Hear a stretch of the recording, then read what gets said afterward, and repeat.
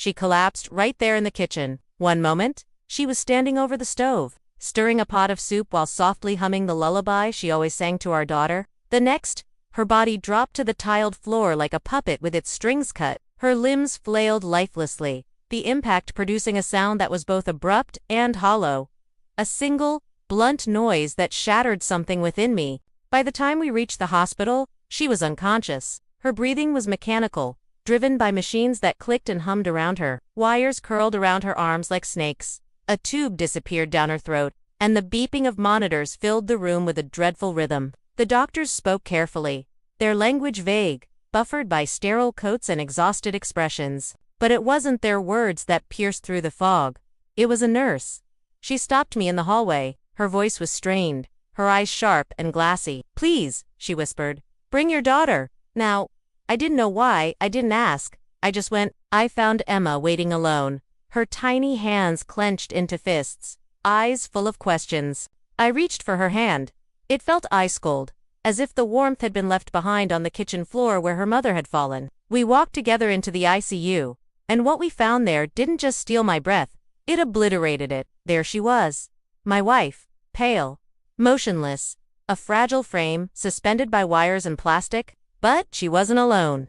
A man was at her bedside, holding her hand gently, whispering her name like a prayer that had already lost its faith. He looked up as we stepped inside. My gut twisted instantly. I knew him, her co-worker, the one she occasionally had lunch with, the one I'd once clinked glasses with at her company's Christmas party. I had shaken his hand, and now he was holding hers like he had a right to her pain. When he saw Emma, he rose slowly. "You must be her daughter," he murmured. "No," I said, voice steady. "She's my daughter. They say betrayal is slow, like rot setting in quietly, day by day. But this was a detonation. Sudden, devastating. The next hour was a blur. Nurses speaking words I couldn't process. Emma tugging at my sleeve, asking if mommy would be okay. I kept my voice calm, my face unreadable, but inside, something cold and endless split open. We had been married for 15 years. 15 years of shared mornings, synchronized schedules, bedtime stories. I was the dreamer, the one who built things. She was the steady force. Kind, thoughtful, reliable, or so I believed. I remembered us whispering late into the night while our newborn slept between us. I remembered the time she cupped my face and said, "I will never lie to you." And I believed her. I believed her with everything I had. The signs had been there. Eyes that avoided mine, late-night meetings that didn't add up, laughter that faded the moment I walked into a room. And then, just a month ago, Emma found something odd in her lunchbox. A love note. Sweet, intimate, definitely not for her. She thought it was a joke. I knew it wasn't. Still, I said nothing. That night, after Emma went to bed, I sat alone in the garage, staring at the toolbox she gave me on our 10th anniversary. A silver plate was engraved on top. To my forever. That was when I realized, even forever expires. I stopped crying. I started preparing. I synced her cloud account to my laptop and installed a small, undetectable program. Quiet, patient, it showed me everything. Texts, emails, photos she believed were gone. He called her Sunflower. She called him always. Always. That was our word. I tracked her routines. She wasn't attending yoga. She was heading to room 409 at the Rosewood Hotel. I gathered photos, recorded timestamps, kept receipts. Every detail went into a folder. I thought she was planning to leave me, but then the hospital ran toxicology tests, and the truth flipped everything upside down. She hadn't collapsed from stress. She was being slowly poisoned. And not by me. I dug deeper. Her precious Sunflower? He had a record. A violent past. An ex-wife with a restraining order. 2 ex-girlfriends, both found dead from so-called overdoses. It was all there, hidden in plain sight. He was dosing her in increments, prepping to erase me entirely and start a new life with Emma. Whether she knew or not, I no longer cared. I had enough to ruin them both. So, I kept quiet. Let the doctors do their jobs.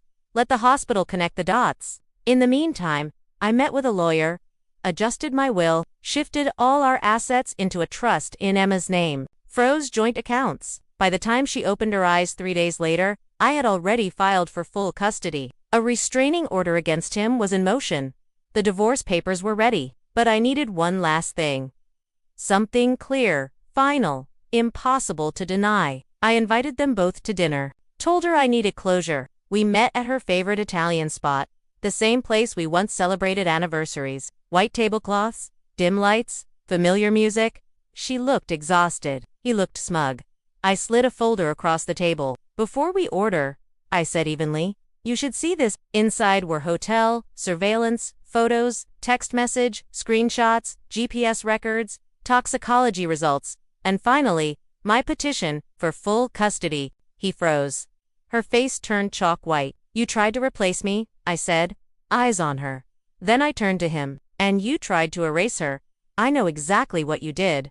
So does the hospital, and tomorrow morning, so will the police. He stumbled through denials. She snapped. Anger, confusion, betrayal, boiling over. By the time the check hit the table, he was already gone. She wept into her napkin. The divorce went through quickly. I got the house, the savings, full custody. She was left with supervised visitation and mounting legal fees. He vanished, just like cowards do when the truth shines too bright. She writes now. Letters, apologies, explanations. I don't read them. Emma's healing. She doesn't mention either of them anymore. And me, I've learned that love without truth is just performance. And I'm done clapping. Betrayal was a harsh teacher, but it taught me well. Silence is power. Timing is everything. And revenge doesn't need noise, just precision. I don't regret a thing. I only regret believing without proof. But I corrected that. With patience, with undeniable evidence, and a final act so clean, it didn't need applause, just checkmate.